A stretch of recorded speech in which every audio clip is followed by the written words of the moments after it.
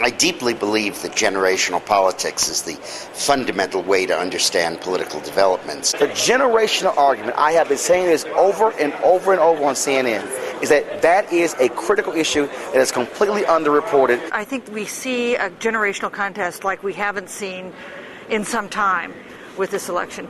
There's a key element here in my mind in terms of the demographics that's driving this election, and actually it has to do with younger voters identifying with the Barack Obamas and with the Sarah Palins, people now, 44, 47. And what, again, you see in cross-racial lines is this Generation Jones effect.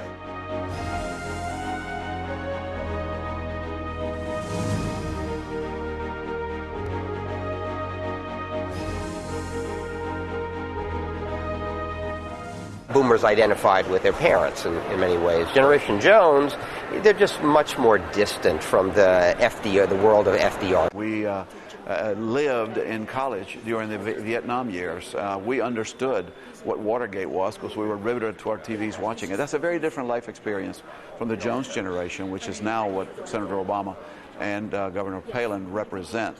Barack Obama was born in 1961. Now, some demographers say it's part of the baby boom generation. I think it's a rather different cohort. You're born in 61. You're too young to have been part of that Vietnam War protest era. Do you relate to it at a personal level? I mean, do you feel in between the boomers and Xers? I do, actually. I mean, for those of us who were born in 61, say, Woodstock was not really part of our experience. I actually lived in Greenwich Village in the hippie epicenter, but I was 7 or 8 years old. I wasn't even old enough to go to the March on Washington. I was 8 years old. Part of Generation Jones. Yeah, we're just a little too young to have worried about whether, somebody was going to get drafted. Jones generation, those things were done by the time they were becoming of age. Other things shaped their attitudes. I think the Generation Jonesers, in a way, kind of came along with the Reagan era.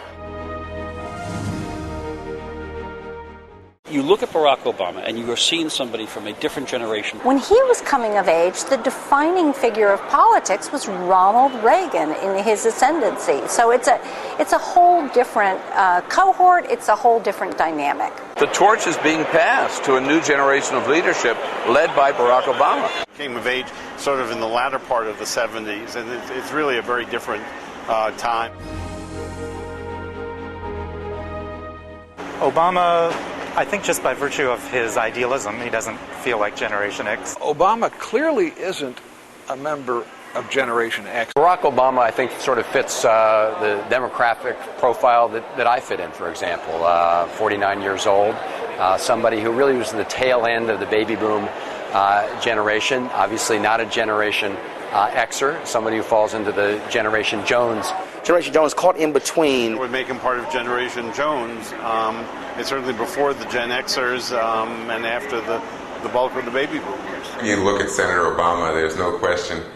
He's sort of caught in between. I think he is part of Generation Jones.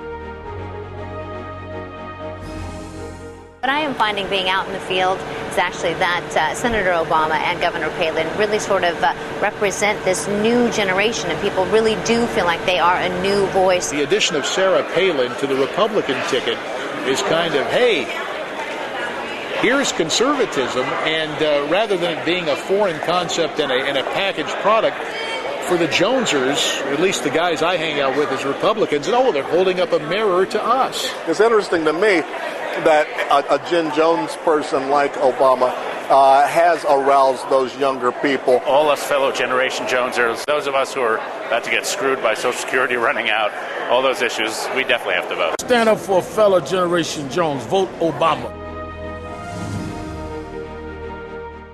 My whole strategy in dealing with Clinton was to play Generation X, and little did I know that I was also playing Generation Jones. They, having had a life experience of growing up in the heady expectations of the 60s and then the disillusionment of the 70s, have become really very much of a swing vote. Older people probably are more likely to support John McCain. Younger people probably more likely to support Barack Obama. That does make those people in the middle a swing group. Generation X and the younger guys are looking at Obama. I mean, that's their dance. Certainly, you've got the baby boomers were the Hillary voters. McCain voters. So it'll be our generation that really could be outcome determinative. Generation Jones is going to have a real strong voice, a very interesting opportunity for us to kind of, elbow our way a little bit. I think the Generation Jonesers have the key swing vote in this election. I mean, I think if you look at older voters in the primary, they tended to go for Hillary. If you look at younger voters, they tended to go for Obama.